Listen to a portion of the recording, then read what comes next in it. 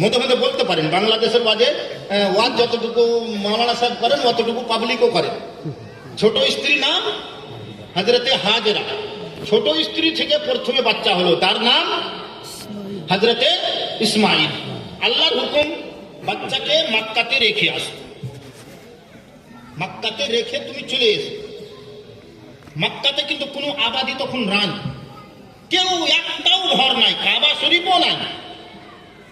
বলছে তুমি ওই জায়গাতে যেখানে কাবা শরীফ আছলো এখন ভেঙে গেছে, ওই জায়গাতে তোমার ছোট্ট বাচ্চা 2 দিনের বাচ্চাকে আর তোমার স্ত্রী হাজেরাকে রেখে চলে এসে। আমি আপনি রেখে আসতে পারতাম না, আমাদের কলিজাতে এত তাকওয়া আর পরহেজগারি আল্লাহর ভয় নেই। কিন্তু উনি হযরত ইব্রাহিম একাই একটা উম্মত, ইন্না ইব্রাহিম কানা উম্মাতান কানিতান লিল্লাহ, একাই একটা উম্মত। উনার পাহাড় ভেঙে চুরচুর হয়ে যায়, কিন্তু উনার তাকওয়া আর পরহেজগারিতে একটুকু মানে হিলন আসে না। আল্লাহ বললেন, উনি রেখে যাচ্ছেন, বলছেন কি রব্বানা ইন্নী আসকানতু মিন যুররিয়াতি বিওয়াদিন গায়রি জি জারইন ইনদা বাইতিকাল মুহাররম। এইখানে রেখে যাচ্ছেন।